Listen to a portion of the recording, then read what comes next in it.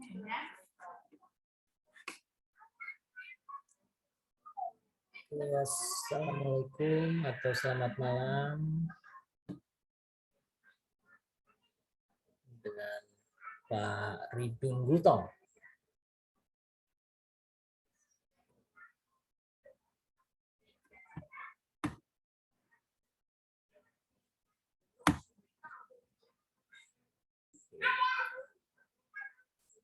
Oke, assalamualaikum Bapak Ibu. Bapak Ibu atau Bapak-Bapak nih ya? Bapak-Bapak nih sepertinya ya. Oke, malam Bapak-Bapak sekalian.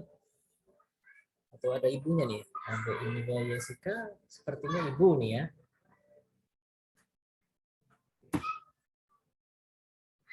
Kita sambil menunggu ya, sampai berapa nih yang masuk. Oke, sekarang sudah ada malam ini sudah dengan, oh benar kan, Pak Robin ya. Apa kabar Pak Robin? Selamat malam Pak. Oke, sama buat chat. Kabar baik ya. Oke. Ya dengan ini Pak Tegen ya. Bapak, ini Bapak semua Pak. Seperti Bapak semua nih ya. Oke, kita menunggu dulu. Saya menunggu dulu. Kira-kira lewat berapa ya? 5 menit ya kita lihat. Pak Ridun Gultom is connecting to audio. I can hear you. Oke. Kayaknya audionya Pak Brodin dan Pak Ridun Gultom nih belum nyambung. Oke. Apa kabar Pak? Oh baik sekali. Nah, sekaligus mungkin nanti saya ini ya, saya terangkan kenapa udah lama banget ya Pak Robin ya. Sebagian sudah ada yang tahu mungkin ini kenapa saya absen ya, menghilang berapa tuh? Kayak naik gunung selama berapa tuh, dari awal Juli sampai baru sekarang ya awal November. Berarti kan Juli, Agustus, September, Oktober ya. Agustus, September, Oktober, Juli, Agustus, September, Oktober, 4 bulan. 4 bulan menghilang. Ya. Sekaligus nanti saya mulai dengan penjelasan itu. Mungkin beberapa orang sudah mengerti kenapa nih di sini. Oke.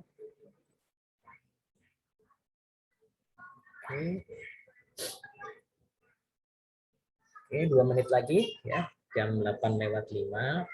Kita mulai saja. Ya, oke, selamat datang, selamat malam. Sudah ada 5 ya partisipan. Ada Pak Andre, Pak Ridun Gultom, Pak Robin, lalu ada Pak Tegen, dan tulisannya sini Pak Brodin ya, nggak tahu ini benar atau enggak. Kan ini kan bisa di rename masalahnya ya kalau di Zoom. Oke, contoh tadi Pak Robin pakai ini kayak pakai akun istrinya atau bagaimana itu tadi? Nama perempuan ya. Oke, kita tunggu 2 menit lagi. Oke, mungkin iya akun istri saya ya, betul. Berarti benar. Makanya tadi saya ingat banget sama ini backgroundnya Pak Robin nih, yang Spirit 888 ini. Jadi makanya ini kok kayaknya ini Pak Robin deh. Oke. Masih ada 1 menit lagi, kita tunggu saja dulu. Tapi sekaligus itu saya mulai saja untuk menerangkan kali ya, sebelum logo saya itu ya. Udah itu trademarknya Pak Robin deh itu ya, gitu. Ya mungkin sekaligus sambil menunggu 1 menit ada intro sebentar. Jadi prinsipnya saya menghadapi long COVID ya.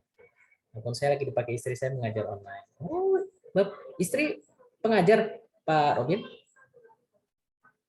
Dosen gitu apa gimana? Dosen ya. Oh, makanya kok malam-malam gitu ya. Oke. Oke, tepat 5 menit sudah pas sekarang. Jadi saya mulai dengan selamat malam. Saya kurang mengerti, mudah-mudahan ini saya benar ya, Bapak-bapak semua. Apakah ada Ibu? Monggo tulis, boleh ngomong ya, silahkan unmute dan atau boleh chat ya gitu. Tapi kalau yang feeling saya sih bapak-bapak semua nih. Oke. Selamat malam bapak-bapak semua. Ya mau izinkan saya membuka dengan kepercayaan saya yaitu Islam ya. Jadi saya buka dengan Assalamualaikum warahmatullahi wabarakatuh. Selamat malam bapak-bapak sekalian. Mudah ya, kalau ada ibu ya udah ibu, bapak-bapak dan ibu deh kalau gitu ya, daripada saya mengira-ngira. Bapak-bapak dan ibu-ibu sekalian, selamat datang kembali. Kenapa saya bilang kembali? Ini saya terangkan di salah satu YouTube series saya ya. Biasanya saya ada 3 YouTube series, yaitu Selasa penuh rezeki, Malam Jumat penuh energi, dan Ahad hari keluarga. Gitu ya. Walaupun ada Selasa, Kamis, Minggu, ya Ahad ya, tapi biasanya tetap saya cuma seminggu sekali saja ini ya mengadakan Zoom-nya ya, Zoom gratisan ini ya. Kalau Selasa penuh rezeki itu biasanya lebih, ya pokoknya ngomongin yang lebih ke arah aplikasi kepada ya bisnis bisa, pekerjaan bisa dan sebagainya. Lalu malam Jumat penuh energi itu lebih ke hipnoterapi, lebih ke terapi lah ya, lebih untuk terapi. Dan Ahad hari keluarga adalah aplikasi-aplikasi yang berhubungan dengan parenting, lah gitu saja ya. Termasuk hypnoteaching saya masukkan berhubungan dengan keluarga menurut saya. Oke. Oke, jadi malam ini Bapak Ibu ada di Selasa penuh rezeki YouTube series ya. Pertanyaannya banyak. Ada yang pernah nanya saya YouTube series tapi ini di Zoom gitu. Iya, tapi nanti saya awal-awalnya sebenarnya saya hubungkan dengan YouTube jadi live streaming ya, tapi kenyataannya yang YouTube ini nggak pernah masuk lewat YouTube, mereka lebih suka masuk lewat linknya Zoom. Ya udah kalau gitu saya Zoom, tapi nantinya pasti ada di YouTube channel saya ini hasilnya ya, rekamannya. Oke. Oh, terima kasih malam ini juga datang ini Pak Imam Nur Cahya ya. Selamat datang Pak. Oke. Oh, ada lagi Pak Harsono. Oke. Ya. Sampai mana tadi saya lupa. Oke. Selamat malam ya, selamat datang. Dan malam ini topiknya adalah NLP for Business Management, Life dan Stress Coaching ya.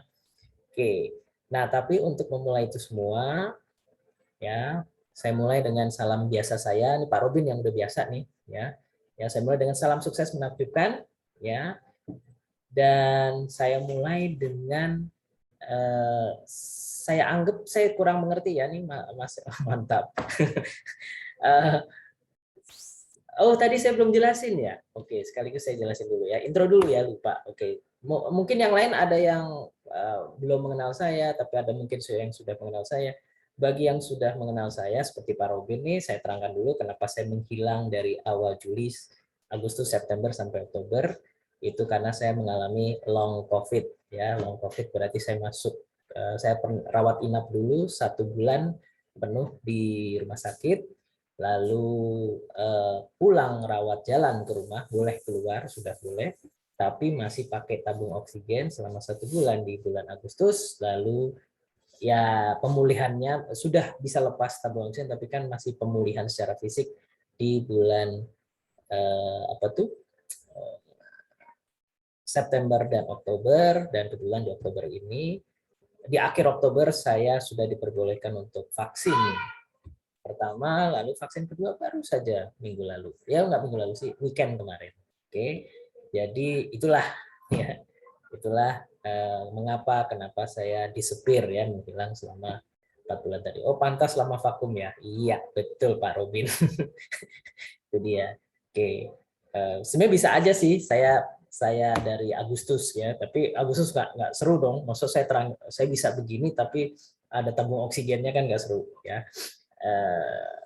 Dan kedua ya mental juga butuh harus diperbaharui bukan nunggu sama mentalnya ini ya, masuk hipnoterapis mentalnya ini ya bermasalah.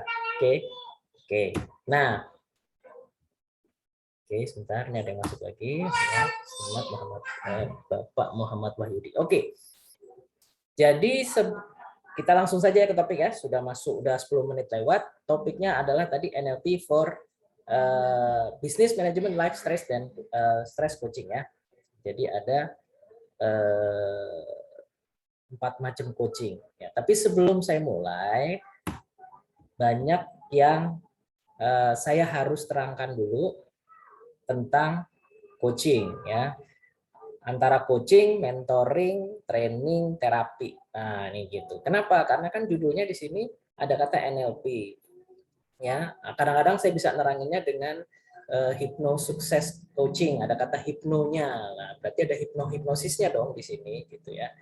Nah, emang ada hubungannya hipnosis sama coaching. Ya, untuk sebab itu banyak yang mungkin salah kaprah di sini. Saya terangin dulu apa sih terapi itu apa, training itu apa, mentoring itu apa, coaching itu apa, biasanya itu overlap masing-masing biasanya. Oke, jadi saya mulai dengan hipnosis ya. Jadi ada kata-kata hipnoterapi ya. Contoh saya adalah hipnoterapis, certified hipnoterapis. Dan baru aja ya. Di sini ada Bu Fanya nih kebetulan ya. Bu Fanya sama-sama nih baru aja kita sama-sama tersertifikasi sebagai profesional hipnoterapis. Nah, tapi di situ ada kata-kata hipnoterapi. Berarti artinya sebenarnya adalah terapi menggunakan hipnosis. Jadi jangan artinya gitu. Jadi hipnosis sendiri hanyalah sebuah metode, ya, hanyalah sebuah metode, ya, bukan apa ya bahasanya, bukan sebuah tools, ya, gitu. Tapi hanya metode. Nah, metode ini bisa dipakai di terapi, ya. Oleh sebab itu kita singkirkan dulu kata hipnosisnya. Saya terangin dulu terapi itu apa, gitu ya. Terapi itu kalau misalkan ini ada garis ya, garis 0, minus, sama plus. Ya kan kayak matematika gitu kan. Di sebelah kiri itu minus, tengah 0, sebelah kanan plus. Nah, sebenarnya kalau kita lagi minus, nah itu kita butuh terapi. Ya. Kita lagi sakit jiwa, sakit fisik, sakit pikiran, sakit fisik juga namanya terapi juga kan. Bedanya terapinya bukan hipnosis, mungkin terapinya fisioterapi gitu ya. Nah, itu kalau kita lagi minus. Ya, kalau kita lagi minus ya kita butuhnya terapi. Lalu kalau kita posisinya 0, 0 berarti tidak punya ilmu ya, otomatis namanya training. Ya. Nah, coaching adanya di mana? Coaching adanya di plus. Ya, ini banyak yang salah gitu ya. Jadi coaching itu adalah orangnya sebenarnya udah plus. Cuman kita sodok lagi gitu, kita push lagi agar lebih plus gitu. Ya, jadi tolong bedakan itu. Oke, nah pertanyaannya biasanya adalah NLP itu kan lebih banyak yang ya menyamakan lah. NLP itu adalah hipnosis tapi waking hipnosis ya. Kalau hipnoterapi kan pasti ditidurin tuh ya, pakai ditidurin berarti sleeping hipnosis. Sedangkan NLP itu waking hipnosis. Ada yang bilang begitu. Ada benernya ada enggaknya gitu ya, karena iya boleh dibilang NLP itu cepat aja ya saya ya. Karena ini kita tidak membahas NLP-nya, sebenarnya kita membahas NLP for coaching nih sebenarnya kan. NLP itu sendiri sebenarnya boleh dibilang hipnosis tapi di gelombang alfa. Kalau yang pakai ditidur-tidurin, yang sleeping hipnosis itu adalah kita nyebutnya hipnosis di gelombang theta, dan lebih bawah lagi bisa delta juga bisa gitu ya. Gitu. Alfa itu intinya adalah kita terhipnotis tapi sebenarnya kita masih kebuka lah matanya gitu. Nggak usah kebuka matanya deh. Tidak ditidurin lah gitu aja bahasanya ya, biar nggak bingung bagi yang awam di sini. Oke. Nah, banyak yang mempertanyakan itu kan. Lah, sedangkan hipnosis kebanyakan kepake untuk hipnoterapi. Nah, tadi tuh. Berarti hanya untuk terapi dong kalau kita lagi minus aja gitu kan. Sedangkan tadi coaching adalah untuk yang plus. Untuk yang orang yang sudah oke, kita okein lagi gitu. Orang udah oke, kita okein lagi. Ya. Jadi balik lagi, orang coaching berarti bukan orang bermasalah, itu intinya. Ya, kalau orang bermasalah kasihnya terapi, itu dah. Intinya itu dulu ya. Ini kita ngomong jargon dulu biar nggak salah kaprah. Jadi yang pertama, coaching itu adalah dari yang sebenarnya tidak bermasalah. Gitu. Cuman dia pengen lebih hebat lagi atau lebih bagus lagi. Performance. Jadi coaching itu lebih ke masalah performance.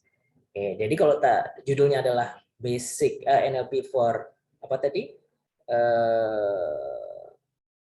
business management life sama stres gitu. Nah, ada yang nanya ke saya juga, stres bukannya itu harusnya terapi gitu ya. Ini stress management maksudnya ya. Stress management tuh maksudnya seperti misalkan nih apa namanya? Mana bilangin ya? Bapak Ibu sedang dikejar deadline target gitu kan, biasanya ada udah stres-stresnya tuh.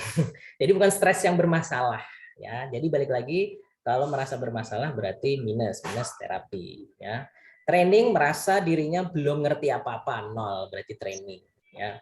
Itu dia. Nah, ada yang nanya ke saya nih juga, mentoring apa dong kalau gitu ya? Ada yang nanya ke saya gitu, mentoring terus apa dong, coach gitu kan? Iya, mentoring itu sebenarnya hampir mirip coaching. Nah, bedanya nih, ini ada bedanya. Mentoring itu, perbedaan mentoring dan coaching adalah mentoring dia harus ngerti ilmu yang, misalkan gini, skill yang coachingnya itu apa ya namanya?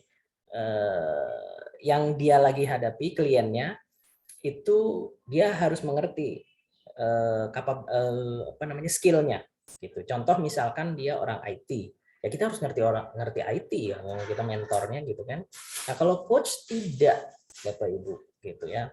Jadi coach itu tidak harus mengerti. Contoh, apakah coach bisnis harus punya bisnis yang hebat? Tidak harus. Tapi kalau mentor, ya iyalah karena dia contoh, mentoring itu dia sebagai contoh, dia pembimbing gitu. Tapi kalau coaching bukan pembimbing, kita sebenarnya apa ya? Kita kayak pemotivasi sebenarnya. Kita kayak pemotivasi. Oke, tapi kalau mau lebih jelas, saya terangkan lebih jelas lagi, coaching itu adalah dari kata coach. Ya, sejarahnya adalah dari kata coach. Coach itu awalnya bukan pelatih ya. Pelatih namanya trainer sebenarnya kalau kita ngomong bahasa Inggris yang tepat dan benar. Tapi coach itu di zaman dulu artinya adalah kereta kuda. Berarti tugasnya si coach itu adalah kereta kuda tugasnya apa sih? Membawa dari satu tempat ke satu tempat. Oke. Jadi kalau diterangkan ke saya sekarang, ke kondisi sekarang, coach itu adalah membawa di posisi dia sekarang ke posisi yang dia targetkan. Destinasi kan berarti apa yang ditargetkan, outcome. Oke. Ingat, balik lagi. Jadi kalau saya gabung dua-duanya, coaching artinya saat ini dianya ya, lihatnya dari sisi dianya klien kita hadapi tidak merasa bermasalah. Itu dulu. Dia ingin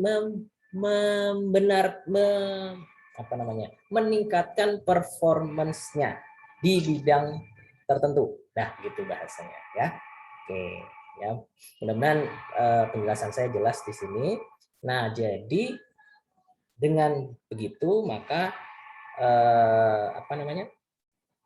Yang dibutuhkan seorang coach adalah kecakapan apa dong, gitu kan? Karena sebenarnya dia tidak perlu, misalkan yang dihadapi adalah klien IT, dia pengen IT skillnya dia tingkatkan. Apakah berarti si coachnya harus ngerti IT? Tidak, Bapak Ibu.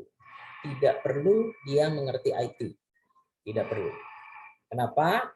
Karena, nah ini dia nih, ini dia, oke? Karena coaching itu tadi balik lagi. Saya buat simpel aja ya. Tugas kita ngorek sebenarnya. Tugas kita adalah menggali. Kalau menggali berarti lebih banyaknya pernyataan atau pertanyaan. Pertanyaan. Lebih dikit ngomong, lebih banyak nanya. Nanya dia jawab, nanya dia jawab, nanya dia jawab. Ya. Nah, otomatis kita menggali. Oke. Nah, bagi orang-orang, saya nggak tahu ya Bapak Ibu yang ada di sini apakah tapi saya yakin ada beberapa yang sudah mengerti NLP. Itu pasti saya yakin sekali saya yakin sekali bahwa ada yang sudah mengerti NLP. Nah, kalau sudah mengerti NLP, minimal yang dasar pun itu ada yang namanya meta model ya. Kalau di NLP, nah itu salah satunya tools NLP yang kita pakai di coaching. Di meta model itu tugas kita adalah menanyakan sesuatu yang belum jelas berarti menggali. Gitu. Karena sekarang saya tanya ke bapak-bapak, ibu-ibu ya, silakan boleh dijawab di kolom chat atau mau open mic juga boleh. Pernah nggak bapak ibu curhat sama orang, ya teman bapak ibu ya itu curhat sama orang, lalu si teman curhat kita ini cuman jadi pendengar, sesekali itu merespon. Dan meresponnya itu nanya gitu. Saya contoh ya misalnya, aduh ini gimana ya, aku nggak bisa, misalnya habis putus cinta deh gitu ya. Simpelnya aja, kita buat simpel aja Bapak Ibu. Putus cinta. Saya putus, aduh saya nggak bisa lupa sama dia gini. Emang kenapa sih gitu? Ya gimana ya, selama diantara misalkan nih cewek gitu ya, diantara cowok-cowok saya misalkan nih pacaran gitu ya, cowok-cowok saya ini dia itu yang paling memorable. Oke, memorable-nya kenapa sih? Gitu. Cuman gitu aja terus, kenapa sih? Ujung-ujungnya biasanya benar atau tidak Bapak Ibu, yang dapat jawabannya atau dapat pencerahannya ya kita sendiri, yang si pencurhatnya. Sedangkan teman yang curhat sebenarnya nggak pernah ngasih solusi sebenarnya. Gitu. Oke, boleh silahkan dijawab di chat atau boleh open mic, mungkin ada dari Bapak Ibu yang pernah mengalami seperti itu. Gitu. Oke, silahkan ada. Mungkin di kolom chat juga boleh. Curhatnya tidak harus putus cinta ya Bapak Ibu. Coaching sama dengan seni bertanya tuh. Pak Robin nggak ngerti kalau ini, saya tahu banget Pak Robin. Ya seni bertanya, betul. Oke. Jadi tapi intinya di situ gitu. Kenapa kok bisa coaching itu tidak perlu ngerti keahliannya yang kita hadapin. Ya. Nah, kelebihannya di situ. Oke, maka coaching itu secara tradisional ya, dalam hal ini coachingnya tradisional itu bukan coaching secara luas ya, kita ngomong yang tadi business management life stress and stress coaching tadi itu ya umumnya Bapak Ibu biasanya itu cuma 4 intinya. Pertanyaan-pertanyaannya tuh menuju menggali 4 hal. Oke, yang pertama adalah ini yang paling penting.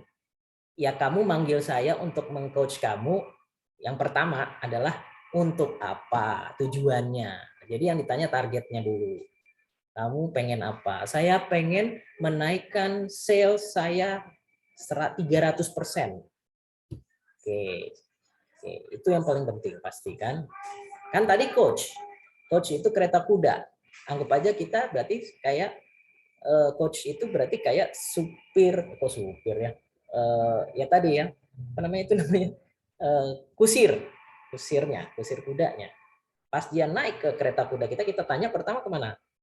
Mau kemana Bu? Ya, atau kemana Pak? Kan gitu. Berarti targetnya dulu, itu yang jelas.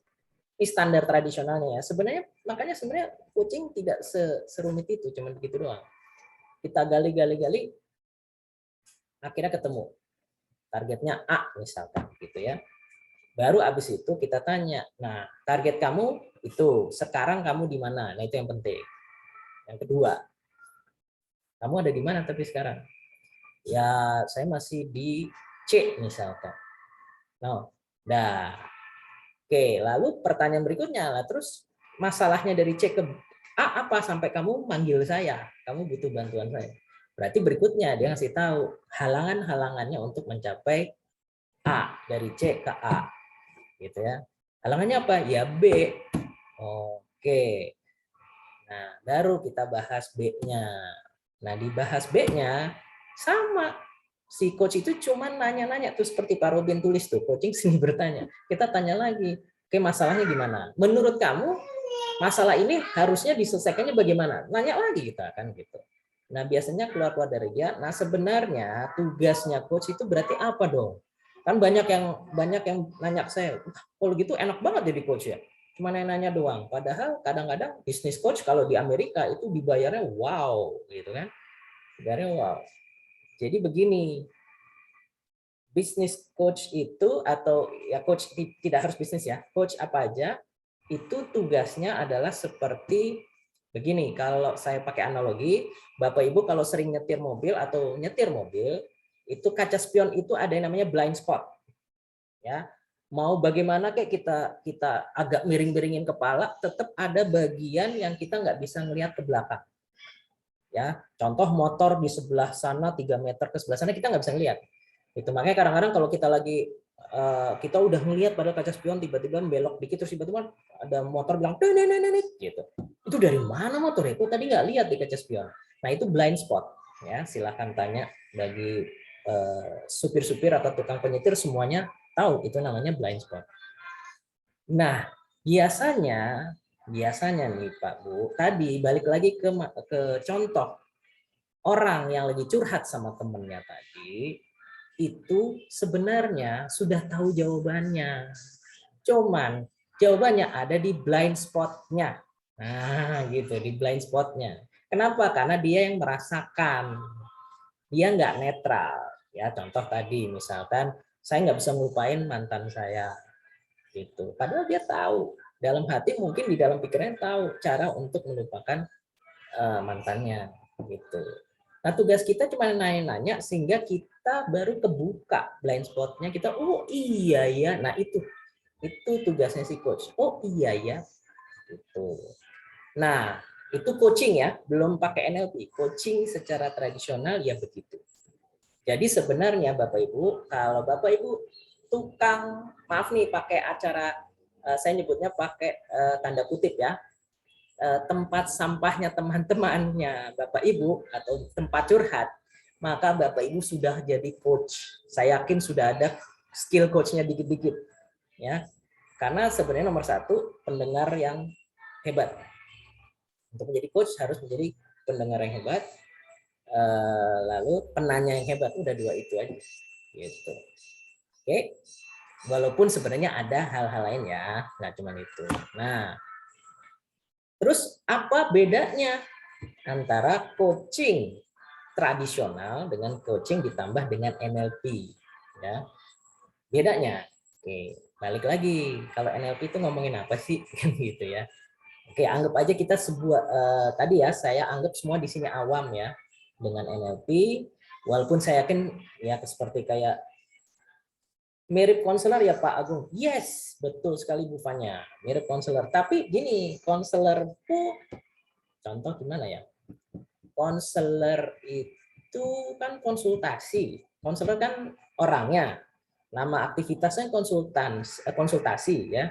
Kita konsul gitu kan, konsultasi. Berarti agak gimana ya? Makanya kurang tepat juga sebenarnya kalau kita bilang coach itu konselor gitu ya. Karena konselor kok lebih mirip ke mentor menurut saya. Menurut saya loh nih gitu. Karena kita konsultasi. Kalau konsultasi kita nyari jawaban gitu. Sedangkan si coach tadi itu cuma pendengar setia, tapi terus nggak ngarahin. Benar-benar cuman gali, tiba-tiba si coachnya ya, si klien kita itu namanya coachnya itu mendapatkan pencerahan. Oh begini berarti caranya, gitu ya. Makanya kitanya si coach tidak perlu punya keahlian yang sebenarnya dia dibutuhkan oleh dirinya. Oke, sebentar. Oke, ini saya lagi freeze ya. Oke, dah. Ya, jadi kembali lagi gitu ya, Duvanya. Kalau mirip konselor, mirip sih, tapi tetap beda. Oke. Jadi coach itu benar-benar hanya itu. Nah, tadi balik lagi, saya terusin lagi ya, karena tadi sudah selesai dalam hal penjelasan secara definisi, biar nggak salah. Sekarang coaching sudah tahu ya, apa ininya, step-stepnya lah ya, di coaching secara tradisional. Konsultan, konselor, coach, trainer, mentor. Semua sering disamakan. Iya, itu dia benar. Padahal beda gitu ya. Seperti tadi saya bilang, trainer itu hanya transfer ilmu. Jadi guru itu trainer. Guru itu trainer. Ya. Guru itu trainer. Nah, mentor. Jadi tugas dia cuma buat transfer ilmunya, saya transfer ilmunya kepada kamu, saya cek kamu sudah bisa, ya udah tinggal. Udah stop sampai situ saja hubungannya gitu ya. Trainer begitu. Terapis, ya tadi benar Pak Robin. Terapis yang tadi ya, itu minus. Dia bermasalah. Oke, itu minus. Nah, yang sebenarnya agak mirip tuh coach sama mentor sebenarnya. Karena mentor tuh pembimbing benar, tapi mentor itu bedanya sama coach, mentor harus bisa mengerti keahlian yang bidang yang kliennya. Kalau nggak bisa di mentor gitu ya. Oke, saya lanjut lagi ya. Nah, terus apa gunanya NLP? Maksudnya gini, apa bagusnya NLP nambahin tradisional kayak coaching yang tradisional? Jadi begini, NLP itu kembali lagi anggap aja secara awam itu anggap aja sama dengan hipnosis. Oke. Saya buat simple aja ya, Bapak, Ibu-ibu. Jadi begini Bapak Ibu, kebanyakan keputusan yang dibuat Bapak-bapak dan Ibu-ibu, manusia manapun di dunia ini, itu keputusannya dari bawah sadar, itu intinya, pikiran bawah sadar. Oke. Sedangkan kalau mau pikiran bawah sadar, itu maksudnya kalau di undang-undang kita nyebutnya olah pikir. Kalau di dunia di Indonesia namanya olah pikir. Nah, hipnoterapi dan NLP maksudnya ke olah pikir gitu. Ya, kalau mau jelasnya adalah 88% keputusan kita itu dari bawah pikiran bawah sadar. Hanya 12% dalam hidup kita yang keputusannya itu berdasarkan pikiran sadar. Nah, berarti pertanyaannya, kalau yang coaching secara tradisional itu kan tanya jawab, tanya ya. Seni bertanya tadi yang disebut oleh Pak Robin ya. Tapi hanya menanyakan kepada pikiran sadar gitu. Sedangkan kebanyakan keputusan kita adalah dari pikiran bawah sadar 88%. Dari keseluruh keputusan-keputusan kita selama di hidup kita ini itu 88% itu sudah disurvei, sudah di research itu pikiran bawah sadar. Maka NLP atau bolehlah kita nyebut hypno coaching lah, terserah apa namanya ya, pokoknya intinya memakai metode hipnosis maka akan lebih kena, akan lebih efektif, itu intinya gitu ya gitu. Nah contoh bagi yang seperti Pak Robin nih, saya yakin Pak Robin udah ngerti NLP ya. Nah kalau nggak salah Pak Robin NLP trainer kan ya, ya bukan ya, kalau nggak salah ya, saya lupa. Nah itu ada yang namanya meta model. Ya, meta model itu memang menanyakan, ya tuh iya kan udah jelas. Ya, jadi meta model itu adalah menggali apa yang ada di pikiran blind spot tadi. Blind spot itu meta model. Jadi NLP sudah punya toolsnya. Ya, ngapain susah-susah? Itu sudah ada step-stepnya. NLP sudah menyediakan gitu. Maka kalau kita belajar NLP for coaching, otomatis pasti lebih mudah dan efektif mempelajarinya menjadi coach. Kenapa? Karena toolsnya udah disiapin kok sama NLP, kita tinggal melatih diri kita saja gitu. Nah, itulah yang membedakan NLP coaching dengan traditional coaching ya. Nah, tambahan satu lagi adalah kalau kita ngomong pikiran bawah sadar, maka perasaan itu dipakai. Nah, itu yang penting sebenarnya. Perasaan itu dipakai. Atau state ya, kalau di silakan tuh tanya Pak Ruben kan NLP trainer juga ya. Emosi itu dipakai. Sedangkan ya dalam pertanyaan-pertanyaannya tuh emosi dipakai. Sedangkan kalau traditional coaching yang tadi saya sebutkan, oh tidak, itu kayak tanya jawab biasa gitu. Jadi emosi tidak digunakan ya. Nah, silahkan saja. Jadi bedanya traditional coaching sama NLP coaching adalah NLP coaching akan selalu meminta kepada klien atau kepada coaching untuk apa yang bahasanya itu ya, membayangkan. Bayangin kalau kamu sudah dapet dan sebagainya, itu kan emosi yang dipakai. Kenapa? Karena kalau kita udah bisa bayangin, dan saya yakin Bapak Ibu tidak sudah mengerti ya soal law of attraction ya, hukum ketertarikan gitu. Nah, di law of attraction bilang kalau kita sering ngayal tentang hal itu maka itu mendekati ke arah situ. Ya sama gitu ya. Di NLP juga ada hal itu semua gitu. Oke, jadi itulah mengapa ya Bapak-bapak Ibu, kenapa sih sangat efektif sekali kalau coaching memakai NLP. Jadi nomor satu adalah karena emosi tadi, yang kedua adalah karena keputusan 88% dalam hidup kita adalah karena bawah sadar. Berarti yang harus sering kita tanya-tanyakan adalah pikiran bawah sadar kita. Gitu. Nah bedanya cuma satu. Kenapa enggak? Ada yang nanya ke saya pernah gitu. Kenapa enggak hipnoterapi? Maksudnya hipnosis aja sekalian yang full, yang pakai sleeping segala, gitu ya. Ya balik lagi untuk apa? Itu pertanyaannya. Karena coaching itu gunanya hanya dia tidak bermasalah, hanya pengen lebih baik gitu. Ingat dia awalnya posisi kita ketemu sama dia tidak bermasalah sebenarnya. Itu dia hanya mungkin merasa kurang puas yang gitu-gitu aja. Tapi dia sebenarnya tidak bermasalah gitu. Dia hanya mau meningkatkan performance-nya ke yang lebih tinggi gitu ya, Bapak Ibu gitu. Nah, jadi sebenarnya bagusnya memang kalau sudah ya, bagusnya tuh memang kalau kita sudah bisa menerapkan NLP dalam sesi-sesi coaching kita. Saya nggak tahu ya Bapak Ibu ini tertarik nih untuk topik ini karena apakah pengen menjadi coach atau hanya interest. Tapi misalkan saya anggap Bapak Ibu adalah coach, sudah menjadi coach saat ini, atau pengen menjadi coach, itu maka NLP ini akan menjadi sangat efektif sekali karena itu semua.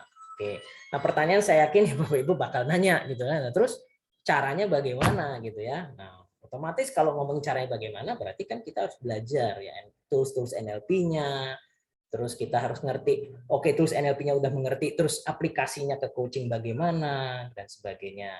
Nah itu sebenarnya ada semuanya ya, sampai protokol-protokolnya sudah ada ya.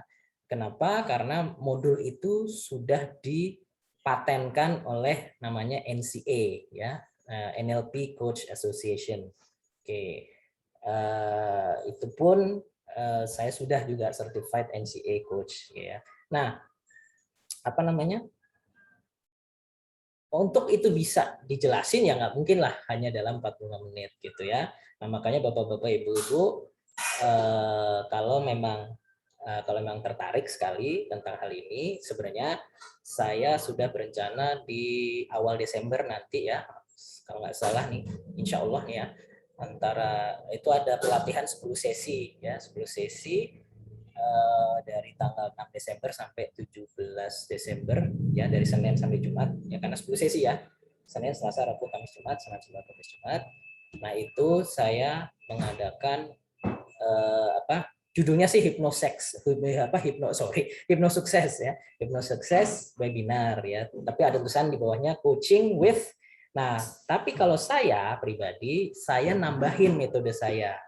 NLP coaching sudah oke, tapi saya tambahkan ya, khusus yang kenapa pelatihannya banyak banget ada 10 sesi, karena ini saya ingin melatih NLP for coaching plus ada sedikit grafologinya. Nah, mungkin nggak tahu nih Bapak Ibu mengerti grafologi atau tidak ya. Grafologi itu adalah analisa tulisan tangan gitu.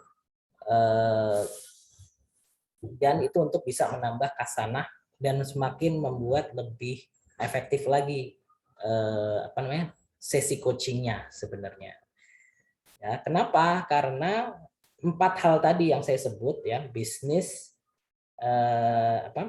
business management, life and stress coaching, yang 4 hal ini itu kebetulan itu ada benang merahnya dengan grafologi ya. Jadi kebetulan saya itu sudah certified. Jadi kalau grafologi ini terlalu luas ya Bapak Ibu. Tapi malam ini saya nggak mau nerangin itu ya, panjang. Grafologi itu sangat luas, sangat terlalu luas. Jadi sebenarnya kalau benar-benar mau jadi grafologi masternya banget ya. Nah itu dia tuh Pak Robin, difonisikan oleh Michon dari Prancis ya. Betul. Nah itu banyak banget. Maksudnya 100 sesi pun nggak bakal selesai gitu, nggak bakal selesai grafologi ya. Jadi otomatis makanya biasanya grafologi nanti ditanyain, kamu fokusnya udah belajar fokusnya sampai di mana, misalkan di tekanan tulisan tangan dan sebagainya ya. Ada dari tulisan tekanan tangan, ada kemiringan dan sebagainya.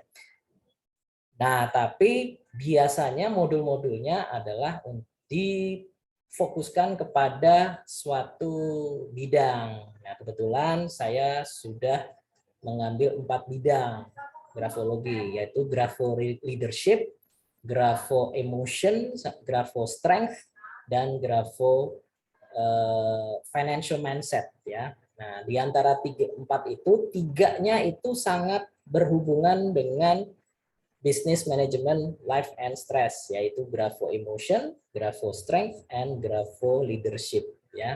Jadi analisa tulisan tangan yang berhubungan dengan kepemimpinan, analisa tulisan tangan berdasarkan apa itu tadi emosi ya, berhubungan ya tadi sama NLP karena NLP ngomongin state emosi, dan grafo strength ya, analisa tulisan tangan berdasarkan kekuatan pribadi gitu.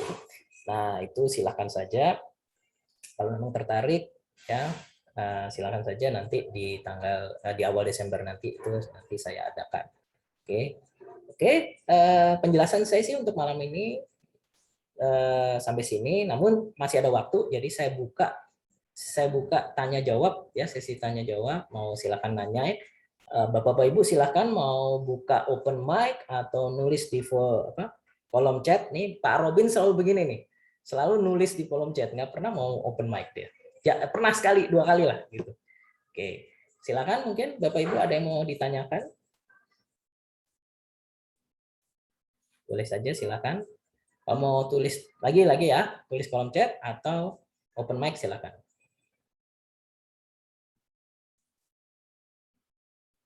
Oke, sepertinya jelas. Wah, antara saya bahagia, saya jelasinnya sangat jelas atau malah kebalikan. Gimana? Sudah jelas Pak. Lah iya, kalau Pak Robin mau udah jelas. Trainer, NLP trainer. Oke. Nggak ada nih. Wah, saya ambil positifnya aja ya, berarti keterangan saya cukup jelas. Silakan loh, Bapak Ibu. Oke, masih ada 3 menitan. Belum Pak, saya masih level practitioner. Maksud sih? Masih practitioner, Pak Robin. Waktu itu siapa yang bilang NLP trainer ya? Oke, oh masih practitioner. Oh gitu. Terusin Pak, master practitioner, terus ini trainer. Oke, coaching model yang paling powerful bagaimana coach? Ya tadi barusan saya bilang. Yang paling powerful adalah pakai perasaan, pakai emosi ya Pak Tegen. Tapi begini, selain NLP adakah? Ada.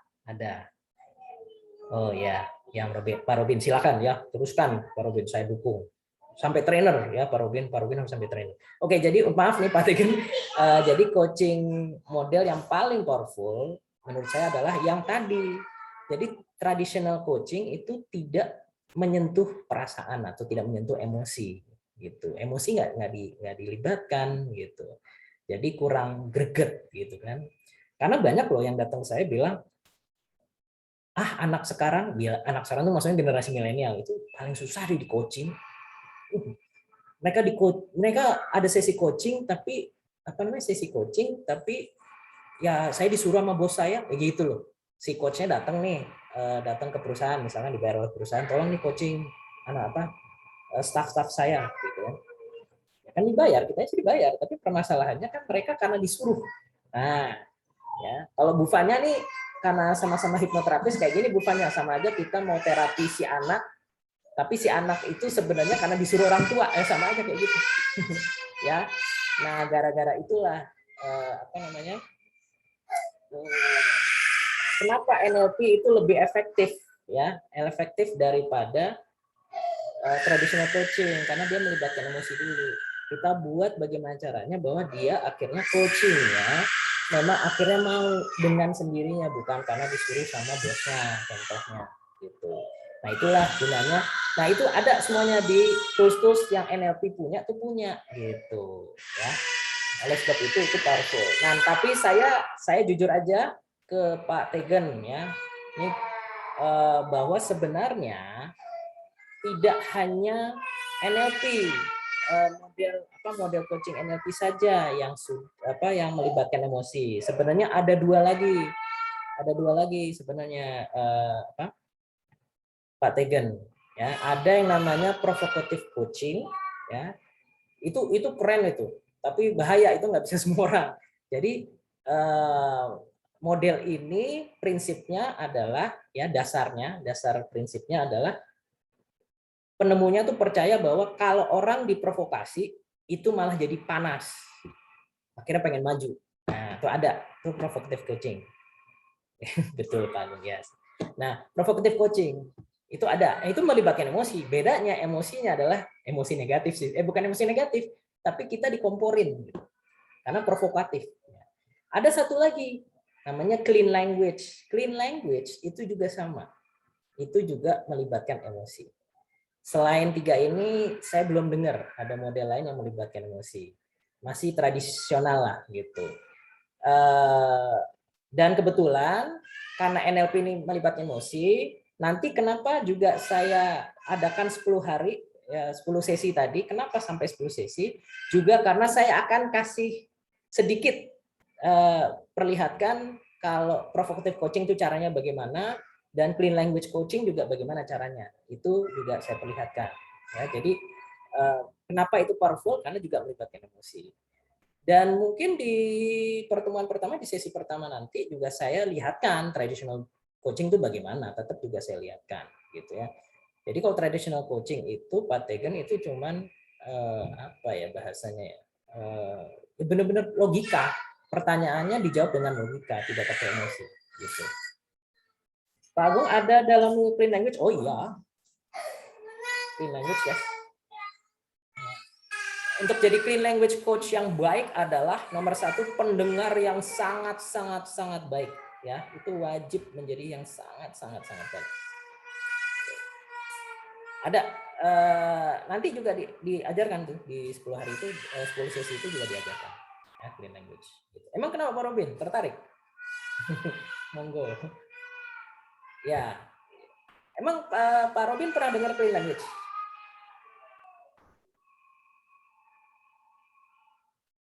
Oh, iya lagi search tentang itu. Oh, oke. Ya. Tuh, jadi Pak Tegang mudah-mudahan pertanyaannya terjawab tadi ya soal clean language gitu. Nah, kenapa tadi saya nyebut ada bisnis, manajemen life dan stress coaching? Di sesi terakhirnya saya akan bagikan instrumen-instrumen buat bisnis itu bagaimana, yang manajemen itu bagaimana, life itu bagaimana. Itu ada instrumen-instrumen. Itu cuma instrumennya aja beda, tapi prinsipnya coaching ya alurnya sama gitu. Prinsipnya alurnya sama. Oke. Tadi sama alurnya ya sama kayak tadi tradisional. Pertama kita tanya targetnya, apa targetmu, apa outcome-mu, sekarang ada di posisi mana, apa obstacle itu apa sih, halanganmu, rintangannya, terus bagaimana agar rintangan solusinya apa melewati rintangan ini. Udah, cuman gitu doang.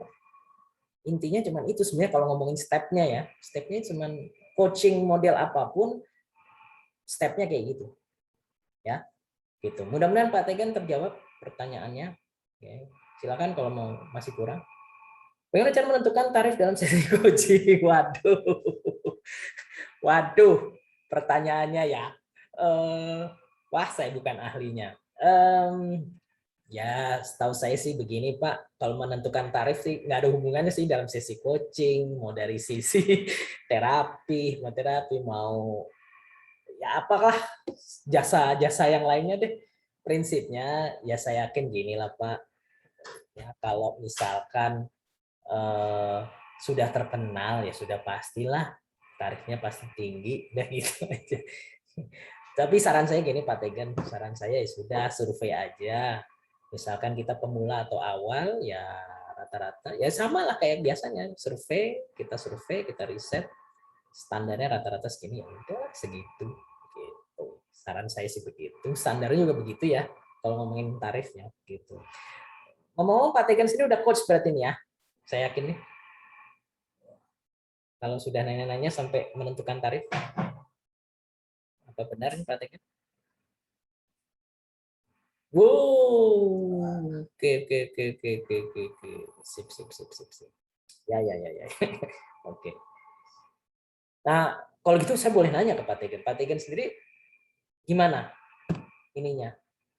Apa namanya? Pengalamannya. Ini mungkin bisa Eh, berbagi. ya, terima kasih Coach. Thank you. Sorry nggak buka kamera ya, Coach ya. Gak apa-apa. Iya. Jadi kita pada prinsipnya di organisasi di tempat bekerja itu saya selalu lakukan coaching Oke. terhadap tim saya untuk mencapai outcome organisasi gitu, dan saya Betul. lakukan monitoring dan evaluasi. Hmm. Nah, ketika di luar saya melakukan sesi coaching itu bingung gitu Coach, gimana berapa ya gitu. Nah, cuma Oke. saya pernah dengar ngomong, lupa saya yang bicarakan bahwa Nah, per satu jam sesi coaching itu hmm. minimal 1 juta sampai 5 Oh, juta. waduh. Nah, Ya. jadi akhirnya saya sampaikan aja bahwa itu standarnya, tapi Oke. untuk saya, nah lihat nanti perubahannya gitu, seperti itu aja gitu. Jadi belum Oke. belum pandai gitu menentukan tarifnya gitu. Oke, saya Terima kasih kasih. Coach. Oke, ngerti saya Pak Tegen. Oke, saya ngasih trik. Ini saya ajarkan di hypno selling atau hypno marketing biasanya. Itu salah satu trik ya. Salah satu trik pricing strategi lah. Hypno pricing saya nyebutnya gitu. Iya, apa ya bahasanya? Begini, oke. Ini saya udah nih, ini bagus nih. Saya kasih tips ya, trik nih buat Bapak Ibu semua. Jadi begini, sebenarnya Pak Tegen gayanya harus, bahasanya nih ya, bahasa tubuhnya harus yakin. Terus tanyakan saja. Ya kalau Bapak, biasanya kita tembak begitu. Bapak atau Ibu gitu, ya Bapak lah ya, gitu. Misalkan dia lagi ngomongin, ditanya nih tarifnya berapa gitu. Ya Bapak, menurut Bapak berapa gitu. Nah, sebenarnya begini, orang kalau digitukan, ini saya ngomong soal bawah sadarnya ya. Bawah sadarnya, kalau di hipnosis, sebenarnya kenapa kok orang-orang bisa ditidurin gitu ya? Itu tuh kayak yang di TV-TV itu gitu kan. Itu karena state bawah sadarnya dibuat bingung. Semakin dibuat bingung, semakin dia gampang untuk bahasanya kita nyebut ditidurin lah gitu ya Pak Tegen. Nah jadi kalau kita ditanya begitu kan Pak Tegen pasti bingung nggak? Ditanya, ya kalau Bapak, menurut Bapak berapa deh? Gitu. Atau biasanya gini, seikhlasnya. Bingung nggak Pak Tegen kalau ditanya begitu? Bingung pasti kan? Ya, Bingung ya? bingung. Nah, Ya. kalau kerendahan dia nggak enak. Ketinggian, aduh nanti gue salah lagi gitu kan. Biasanya ujung-ujungnya dia udah punya tuh rendahnya berapa, dia punya, jadi proses berpikirnya itu udah ada tuh, pasti dia udah membuat plafon rendah, plafon tinggi. Biasanya dia nyebut yang tengah-tengahnya. Coba aja di otaknya misalkan dia, tuh mau nyebut 500 kok kayaknya kerendahan nih ya. Pak Tegen nih kalau saya nyebut 500. Sejuta tapi ketinggian juga. Itu biasanya 750. Tengah-tengah lah gitu atau 800. Ya pokoknya tengah-tengah lah gitu. Oke. Nah, dari situ silahkan Pak Tegen. Bagaimana keputusan Pak Tegen? Gitu. Habis itu kan tawar-tawaran tuh. Gitu. Nah, menurut Pak Tegen, tapi kalau saya nih saran untuk Pak Tegen, ya kalau emang Pak Tegen, berarti kan Pak Tegen sudah coach yang terbiasa di dalam organisasi ya, di dalam perusahaan ya, Pak Tegen ya, dalam hal ini Eh, ya. Bukan? saya ASN Coach. Hah? Saya ASN menduduki jabatan eselon. Aha. Jadi Oh, oke. staf dan pelaksana itu saya lakukan coaching. Ya. Ngerti. Oke, paham saya. Eh ya pokoknya ini keluar jadi bingung ya, tarifnya lupa kan gitu ya, prinsipnya gitu ya. Iya. Nah ya sudah, saran saya kan saya anggap Pak Tegen boleh dibilang baru lah, berarti kan pemula nih gitu ya. Kalau saya me, apa bahasanya ya, memposisikan diri saya seperti Pak Tegen, maka saya menganggap diri saya masih awal nih, masih pemula. Nah kalau dia nyebut 750, berarti di otak saya itu pasti dia menganggap paling rendah 500, paling tinggi 1 juta. kan gitu. Kalau saya sih ngeliatnya gitu ya, 750 800. Nah terserah Pak Tegen menganggap 800 ini udah cukup atau enggak gitu. Kalau udah cukup ya, kalau udah cukup ya udah terima aja gitu ya. Tapi kalau Pak Tegen, saya jadi Pak Tegen, saya mikirnya adalah maaf nih, saya pakai pikiran adalah kan karena saya pemula. Orang yang pemula, outcome yang paling bagus ya. Ini kalau saya coaching orang juga sama bisnis pemula, jangan mikirin profit segede-gedenya dulu, jangan dulu gitu. Saya pengen naikin profit saya 300%. Saya biasanya ngarahinnya adalah branding dulu. Nah, gitu loh. Kamu gimana caranya dikenal seorang sebanyak-banyaknya, itu yang lebih penting kan gitu. Jadi kalau saya jadi Pak Tegen, dia nyebut 150 gitu ya. Gitu ya Pak ya. Gini deh Pak, saya biasanya ngomong gini nih, kalau dia udah nyebut 750, saya nyebutnya begini. Gini deh Pak, saya senang sama Bapak. Ya udahlah gitu ya, bahasa-bahasa positif lah kepada ini. Terus saya ngomong, gini aja deh Pak, cuma saya nggak usah segitu deh, saya 700 aja gitu. Saya 700.000 aja. Cuman bisa dikonfirmasikan nggak Pak sekarang? Karena saya nggak, takutnya nanti saya udah diteken sama yang lain. Saya gitu biasanya Pak Tegen. Gitu. Ya itu saya ajarkan di hipnomarketing tuh ada gitu. Gitu. Gimana Pak Tegen? Pak. Iya, iya, iya, iya, menarik coach. Iya, menarik sekali ya coach, yang ya memang harus pandai-pandai lah gitu ya coach ya. Nah, kemudian ada tantangan lagi coach, satu mungkin pertanyaan saya. Terkadang kita berada di posisi bukan hanya sebagai coach, terkadang kita hanya bisa juga sebagai trainer di situ. Ya betul. Jadi Betul, setuju. Itu sering sekali terjadi gitu kan. Nah itu bagaimana seharusnya sikap kita? Apa memang kita buka dulu baju coachnya, lalu kita pakai baju trainer, atau gimana kira-kira bagusnya Gitu coach? ya, karena Pak Tegen punya ini ya, protokol ya masalahnya ya, karena Iya. eselon ya. Oke, ngerti saya. Ya karena saya bukan, maaf nih, saya bukan orang yang pakai protokol ya, jadi saya nggak pakai ya seragam, ya saya freelance gitu ya, jadi jatuhnya ya bajunya sama aja, mau saya trainer, saya ya baju formal aja gitu ya. Ya prinsipnya begini, tapi saran saya dari awal itu diperjelas di awalnya, kontrak awalnya harus diperjelas. Saya ini coaching atau training. Kalau dari hasil coaching ada training, maka itu ada kontrak baru ya. Nah itu harus diperjelas dong Pak. Kalau emang harus ada training gitu. Oke. Misalkan ya hasil dari coaching itu hasil dari coaching. Karena coaching itu tugasnya cuma tadi sebenarnya. Makanya kita perjelas definisi coaching gitu. Definisi coaching itu adalah hanya menggali. Ternyata jawabannya harus training, terus yang diminta Pak Tegen juga ya harusnya kontraknya kontrak lain lagi gitu. Dan makanya di awalnya Pak Tegen harus jelas. Kalau saya sih itu Pak Tegen. Ya mudah-mudahan terjawab.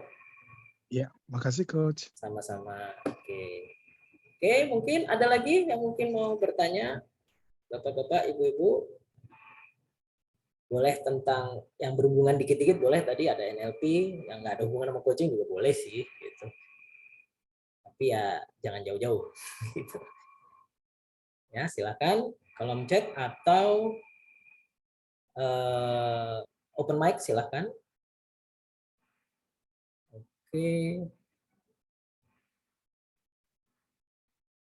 Nggak ada.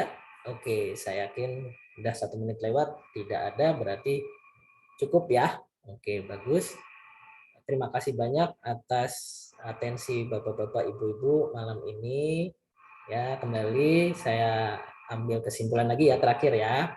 Biar jelas, yaitu coaching ya. Tadi seperti saya terangkan ke Pak Tegen bahwa harus jelas coaching itu hanyalah menggali, karena coaching itu harusnya posisinya dia tidak bermasalah, hanya ingin meningkatkan performance-nya gitu ya. Maksudnya Pak Tegen tuh kayak gini contohnya, mungkin ya, ini contoh aja. Dia adalah sales team misalkan ya, sales team ternyata pengen menaikkan, jadi outcome-nya hanya ingin menaikkan profit 100% aja deh misalkan ya. 100% dari posisi sekarang. Setelah sesi-sesi coaching berapa kali, ternyata ditemukan, dan ini yang ngejawab si coachingnya sendiri atau kliennya sendiri, yang menganggap bahwa kalau gitu saya harus ikut training hypnoselling misalkan.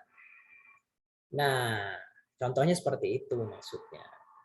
Jadi dia merasa, saya nggak ngerti hypnoselling itu gimana caranya. Dia emang dia nggak ngerti, mau kita tanya kayak gimana, dia belum pernah tuh ya. Nah maka ya udah itu ya tadi, dan ternyata pategen yang dipakai juga, ya sudah itu harus hal yang beda. Maka kembali kesimpulannya, coaching hanya cuman menggali. Kalau training tadi saya bilang adalah mentransfer ilmu dari 0 sampai bisa. Habis itu udah nggak ada urusan lagi. Itu namanya trainer. Ya, jadi sebenarnya salah ya selama ini ya kalau ada training terus udah dipanggil coach aja gitu ya. Sebenarnya nggak boleh ya gitu. Kalau saya cuma men-training orang terus dipanggil coach Agung Dewanto gitu, nggak pas sebenarnya. Harusnya trainer Agung Dewanto karena cuma nge-train kok gitu. Sejak abis itu nggak pernah ketemu lagi gitu kan.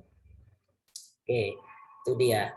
Oke, ya sama-sama Bu Fanya. Oke, jadi kembali lagi kesimpulannya itu saya coaching, lalu tradisi kesimpulan poin berikutnya adalah tradisional coaching adalah intinya cuma tadi ya 4 step itu doang sebenarnya ya. Tanya aja Pak Tegen nih.